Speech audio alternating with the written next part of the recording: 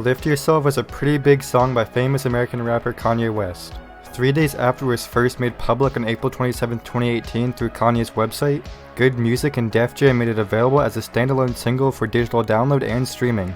Following a protracted build-up, Kanye scats towards the song's end and just raps meaningless words. As a result, it received mostly unfavorable reviews from music critics and was seen as him trolling by many fans and publications. The song abruptly ends after the verse, which features a line from Kanye West that goes, Whoopie-doo-scoop, scoop-dee-dee-whoop, whoop-dee-scoop-dee-poop, poop-dee-scoop-dee, scoop-dee-whoop. On May 25, 2018, Pusha T, the head of Good Music, revealed that a version of Lift Yourself with authentic lyrics existed and would appear on Kanye's then upcoming album. However, his album Ye did not include the song. This song's version hasn't been made public as of 2022. American rapper Earl Sweatshirt is well known for being a member of the hip-hop collective Odd Future. Producer The Alchemist is well known for his collaborations with rappers like Nas and Mac Miller. Some fans have wanted these two to collaborate because they are both considered the best in their respective fields. The Alchemist mentioned how he had already had a hidden album with Earl Sweatshirt that was available on YouTube, though it was under a fake name. Although a lot of fans thought this was a joke, after The Alchemist tweeted about it again in 2021, a lot of people started looking for it. This time he said that the album cover, song titles, and every other aspect were all under a false name and had nothing to do with him or Earl Sweatshirt. This album is the subject of a lot of theories and rumors, as well as general suspicion regarding the album's existence. Despite numerous attempts to find this unidentified album, nothing from it has ever been found. Nobody is familiar with any of the songs or their names. In an interview with Anthony Fantano, The Alchemist claimed that he had long since abandoned the album and didn't even know it was still available on YouTube.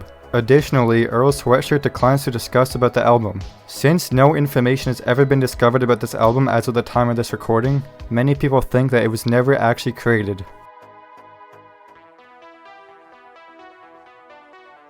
The rarity of the alternative rock band Imagine Dragons' early independently recorded music varies. The band's 3 EPs that were recorded prior to signing a record deal with Interscope are no longer available. However, some of the songs from those OPs appeared on Imagine Dragons' debut studio album Night Visions, and others have been made available online by the band's earlier supporters. Both Night Visions and those EPs left out a few of Imagine Dragons' earlier songs.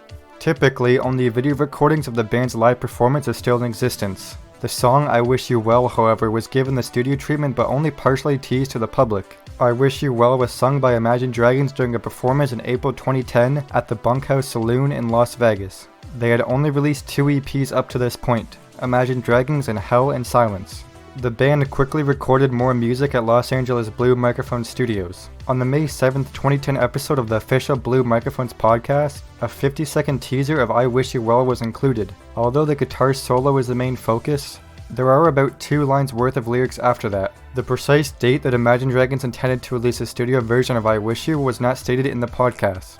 A complete performance of the song then showed up on YouTube on April 13, 2010. It shows the group performing the song at a concert a few days earlier at the Velour Live Music Gallery in Provo, Utah. However, the video features murky, dull images and difficult to hear vocals. So as of now, it appears to be the only way for fans of Imagine Dragons to hear I Wish You Well in its entirety. Less than 250 copies of the extremely rare 3-track EP called the Ghost EP by Horse the Band were sold in May 2008. This was during the end of the band's Earth tour. Since it had become too expensive to sell copies of their previous albums to their distributors while on tour, the EP was reportedly recorded in David Eisen's home for the Earth tour. The band allegedly misplaced all unsold copies while traveling to Turkey, and their digital master copy was lost shortly after during an unintentional hard drive reformat that took place a few months later. The EP was reportedly sold for $1. Some people were said to have bought 10 or more discs at a time because the price was so low in some nations, so it's likely that several people have multiple copies of the EP of the few that still exist. The House of Boo 2, What You Gonna Do, The Phantom Zone, and Ghostbusters Theme are the most commonly used track names. Each song lasts, according to rumors, only about 30 seconds. A copy is said to have previously appeared on eBay as a clear CD in a clear case with a Lift Records No. 2 stamp underneath the stylized HTB logo. Although this claim has not been verified and no eBay records can be found regarding the disc.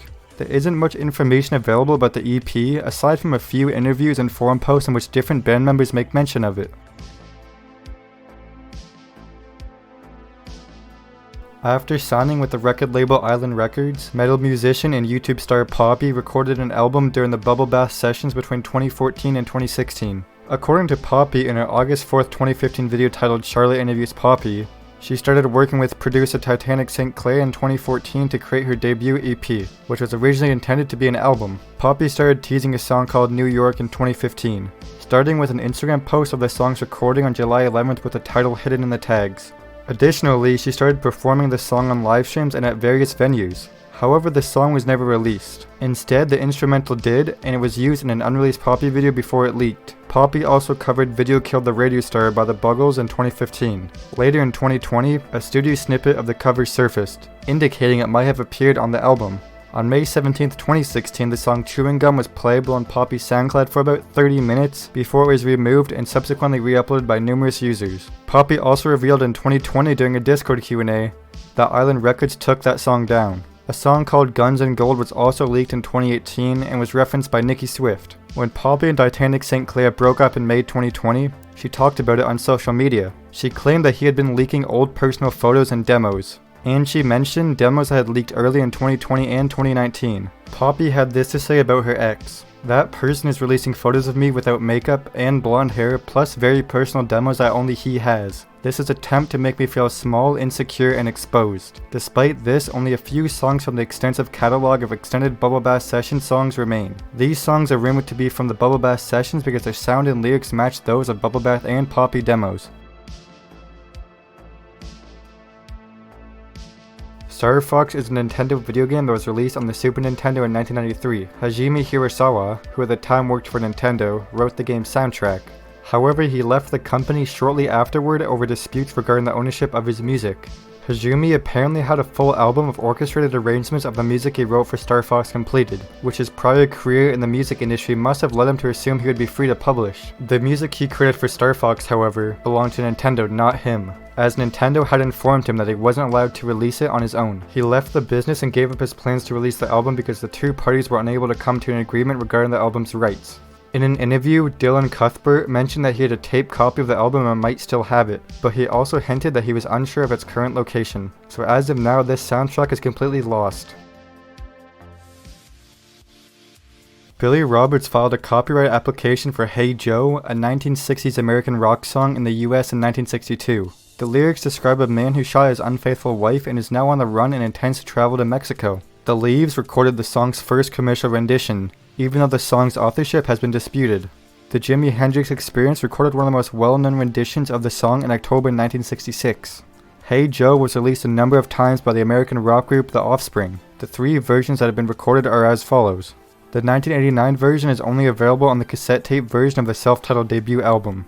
The 1991 version is part of the Baghdad EP. The 1996 version released on the compilations album Go Ahead Punk, Make My Day, and Happy Hour, as well as the single For Gone Away. The 1989 version is regarded as lost, but the two most recent versions are accessible online. The self-titled debut album's cassette tape version was hard to come by, leading some people to mistakenly think it was a bootleg. The hunt for the 1989 release of Hey Joe started after the cassette tape version was confirmed to be an authorized release. Whether or not the 1989 and the 1991 versions of the songs are exactly the same is still up to debate. When compared to the 1991 version, some listeners of the 1989 version assert that it's a lot less polished in sound and very raw, while others contend that both versions are identical.